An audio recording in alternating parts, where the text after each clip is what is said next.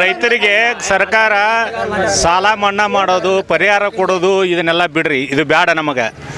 ರೈತರ ಇವತ್ತು ಬೆಳೆದ್ರಂದ್ರೆ ಆ ಬೆಳೆದಂಥ ಮಾಲಿಗೆ ಯೋಗ್ಯವಾದ ಬೆಲೆ ಒಂದು ಕೊಟ್ಟುಬಿಟ್ರೆ ಸಾಕು. ನಿಗದಿತ ಬೆಲೆ ಇಲ್ಲ. ಹೋದ ಸಾರಿ 50,000 60,000 ರೂಪಾಯಿಗೆ ಒಂದೊಂದು ಕ್ವಿಂಟಲ್ ಮಾರಿದ್ವಿ ನಾವು. 35,000ಕ್ಕೆ ಒಂದು ಕ್ವಿಂಟಲ್ದಂಗೆ ಇಲ್ಲೇ ಬಂದು ಕಟ್ಟ ಹುಬ್ಳಿ ಮಾರ್ಕೆಟ್ನೊಳಗೆ ಮೆಣಸಿನ್ಕಾಯಿ ಮಾರಿ ಹೋಗಿವಿ. ಈ ಸರಿ 10-12,000 ರೂಪಾಯಿ ಕೇಳ್ತಾರೆ ಅಂದಾಗ ನಾವು ಹೆಂಗೆ ಉಳಿಬೇಕು?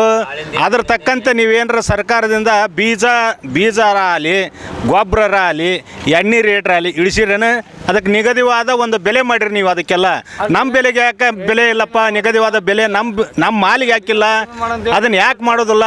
ಬರೇ ಇದು ನಿಮ್ಮ ಓಟಿನ ಆಸೆಗೋಸ್ಕರ ನಾವು ಪರಿಹಾರ ಕೊಡ್ತೀವಿ ಅನ್ಕೊಂಡು ಸುಮ್ಮನೆ ಯಾವ್ದಾರ ಆಸೆ ತೋರಿಸ್ತೀರಿ. ಒಂದು ಕೈಲಿ ಕೊಡ್ತೀರಿ, ಮತ್ತೊಂದು ಕೈಲಿ ಕಸ್ಕೊಂತೀರಿ. ಅದೆಲ್ಲ ಬೇಡ. ನಮಗೆ ಬೆಳೆದಂಥ ಮಾಲಿಗೆ ಯೋಗ್ಯವಾದ ಬೆಲೆ ಕೊಟ್ರೆ ರೈತರ ನಿಮ್ಗೆ ನಾವು ಸಾಲ ಕೊಡ್ತೀವಿ ಬೇಕಾದ್ರೆ. ರೈತರು ನಾವು ರೈತರು ಅಷ್ಟೇನು ಕೀಳಲ್ಲ. ನಾವು ಬೆಳೆದಂಥ ಮಾಲಿಗೆ ಯೋಗ್ಯವಾದ ಬೆಲೆ ಬೇಕು. ಕಡ್ಲಿಗಿನ ಯೋಗ್ಯವಾದ ಬೆಲೆ ಬೇಕು, ಗೋಧಿಗಿನ ಯೋಗ್ಯವಾದ ಬೆಲೆ ಬೇಕು. ಈ ರೈತ ಬೆಳಿಬೇಕಾದ್ರೆ ಎಷ್ಟು ಕಷ್ಟಪಟ್ಟಿರ್ತಾನ. ಮಳೆಯಾಗ ಚಳಿಯಾಗ ಒಂದೊಂದು ಆಳಿಗೆ 400-500 ರೂಪಾಯಿ ಕೂಲಿ, ಹೆಣ್ಮಕ್ಳಿಗೆ ಕೂಲಿ ಕೊಟ್ಟು ನಾವು ಉಳಿಯೋದಾರ ಹೆಂಗ? ಅದನ್ನೆಲ್ಲ ಉಳಿಸಂಗಿಲ್ಲ. ಯಾರು ವಿಚಾರ ಮಾಡೋದಿಲ್ಲ. ನಿಮ್ಮ ಓಟಿಗೋಸ್ಕರ ಇಲೆಕ್ಷನ್ ಬಂದ ಟೈಮ್ದಾಗ ಏನಾರ ಒಂದು ಆಸೆ ತೋರಿಸ್ತೀರಿ, ಓಟ್ ಹಾಕಿಸ್ಕೊಂತೀರಿ, ಗೆದ್ದು ಬರ್ತೀರಿ, ಸಾವಿರಾರು ಕೋಟಿನ ಸಂಪಾದನೆ ಮಾಡ್ಕೊಂತೀರಿ ನೀವು ಓಟಿಗೋಸ್ಕರ. ರಾಜಕಾರಣ ಅನ್ನೋದು ಒಂಥರ ಬಿಸ್ನೆಸ್ ಆಗಿಬಿಟ್ಟೈತೆ. ಅದನ್ನು ಬಿಡ್ರಿ.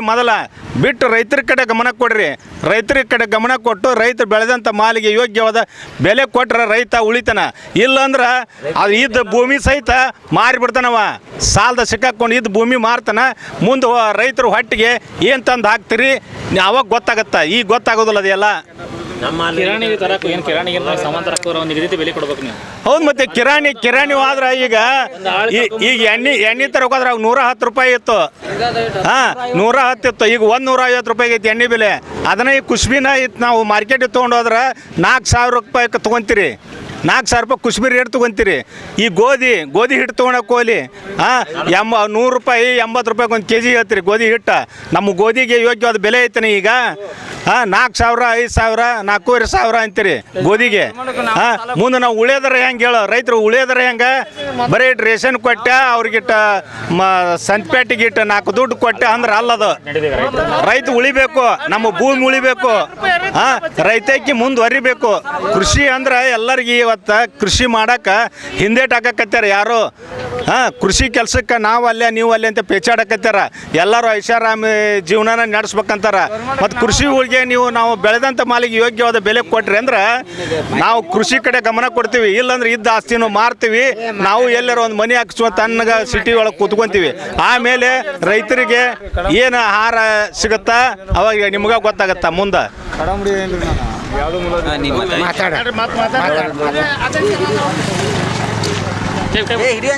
ಹಲೋ ರೀ ಸರ್, ಅಗ್ರಿಕಲ್ಚರ್ಗೆ ಒಂದು ಸ್ವಲ್ಪ ಇಂಪಾರ್ಟೆಂಟ್ ರೈತರಿಗೆ ಇಂಪಾರ್ಟೆಂಟ್. ಯಾವುದಕ್ಕೆ ಏನು ಇಂಪಾರ್ಟೆಂಟ್ ಕೊಡಲಿಕ್ಕೂ ರೈತರಿಗೆ ಇಂಪಾರ್ಟೆಂಟ್ ಕೊಡಲೇಬೇಕು. ರೈತ ದೇಶದ ಬೆನ್ನೆಲುಬು. ಯಾವುದಕ್ಕರೆ ಏನು ಟೆಕ್ನಾಲಜಿಗೆ ಇಂಪಾರ್ಟೆಂಟ್ ಕೊಡ್ರಿ, ಎದಕ್ಕರೆ ಹಾಳಾಗಿ ಹೋಗಲಿ, ರೈತಿಗೆ ಇಂಪಾರ್ಟೆಂಟ್ ಕೊಡ್ಲಿಕ್ಕೆ ಅಲ್ಲಿಗೆ ದೇಶದ ಮುನಿಗೆ ಹೋತು. This is important for you. This is ಹೆಂಗೆ ಇರಲಿ ದೇಶಕ್ಕೆ ಇಂಪಾರ್ಟೆಂಟ್ ರೈತ. ಅವನು ಬೆಲೆ ಕೊಡಿ. ಆಳಿಂದು ಎಲ್ಲ ಹೋಳಿಂದ ತೆಗೆದ ಕೇಸ ನಮಗೇನು ಉಳಿಬೇಕು? ನಾವೇನು ಭಿಕ್ಷೆ ಬಿಡೋಣ? ಏನು ಮಾರಿಬಿಡೋಣ ಹೊಲ? ಆಳಿಗೆ ಏನು ಕೊಡೋಣ? ಏನು ಮಾಡಬೇಕು? ಅದಕ್ಕೆ ಏನು ಮಾಡಬೇಕು ಅದು ಸಜೆಷನ್ ಇಮಿಡಿಯೇಟ್ಲಿ ಶೀಘ್ರದಾಗ ತೊಗೊಂಡ್ರಿ ಪಾಡ. ಇಲ್ಲ ಅಂದ್ರೆ ಏನಾಗಬೇಕು ಮುಂದೆ ನಿಮ್ಮ ವಿಚಾರ ತಿಳ್ಕೊರಿ. ಇದು ಇವತ್ತಿಗೆ ಸರ್ಕಾರ ಇಂಪಾರ್ಟೆಂಟು ಏನು ನಾವು ಇಂಪಾರ್ಟೆಂಟು ಅದು ಮುಂದೆ ರೈತರು ಇಂಪಾರ್ಟೆಂಟ್ ತಿಳಿಸ್ತಾರೆ ನಿಮಗೆ. ಉಗ್ರವಾದಲ್ಲ. ಈಗ ಮೆಣಸಿನ್ಕಾಯಿ ಹೋಗ್ಯಾವ ನಮ್ಮ ಏನು ಮಾಡಕ್ಕೆ ಬರ್ತಾರೆ? ಕಡಿಮೆ ಮಾಡಿದೊಂದು ಏನು ಮಣ್ಣು ಒಟ್ಟು ಕಳಿಸ್ಬಿಟ್ಟೇವಿ. ಮುಂದೆ ಏನು ಎಂಥ ಪರಿಸ್ಥಿತಿ ಅನುಭವಿಸ್ಬೇಕು ನಾವು? ಎಲ್ಲರೂ ಸಾಯಿ ಹೊಡಿಯೋದಲ್ಲ. ನಮ್ಮ ಮೊದಲು ರೈತರನ್ನ ಇಟ್ಟುಬಿಟ್ಟಿರ್ತೀರಿ ಅಂತ ಗ್ಯಾರಂಟಿ ಐತೆ ನಮಗೆ. ಎಲ್ಲರೂ ಬದುಕ್ತಾರೆ. ಹೈ ಲೆವೆಲ್ ಮಂದಿ, ಮಿಡ್ಲ್ ಕ್ಲಾಸು ಹೈ ಲೆವೆಲ್ ಮಂದಿ ಅಂತೂ ಮೊದಲ ಬದುಕ್ತಾರೆ. ರೈತರಂತರೂ ಮೊದಲ ಸತ್ತಿರ್ತಾರೆ. ರೈತರಂತರೂ ಪಕ್ಕಾ ಮೊದಲು ಸಾಯ್ತಾರೆ ನೋಡಿ ಇಲ್ಲಿ. ರೈತರು ಮಾತ್ರ ಮೊದಲ ಪಕ್ಕ ಸಾಯ್ತಾರೆ. ದೇಶದ ಬೆನ್ನೆಲ್ಲ ಬಂದವನು ಇಟ್ರಿ ನಿಮಗೆ ನೋಡ ಮುಂದೆ ಹೇಳ್ತೀನಿ ನಾನು. ಸಾರಿ ಟು ಸೇ ಆದ್ರೆ ಹೇಳ್ತೀನಿ ನೋಡ್ರಿ. ರೈತಗೆ ಒಂದು ಏನಾರ ಬೆಂಬಲ ಬೆಲೆ ಘೋಷಿಸ್ರಿ, ಇಲ್ಲ ಇಲ್ಲಿ ಬರೋದು ತಪ್ಪತ್ತ ಏನಾರು ಮಾಡ್ತೀರಿ ಅದಕ್ಕೆ ನೀವು ಸಜ್ಜನ ತೋರಿಸ್ರಿ.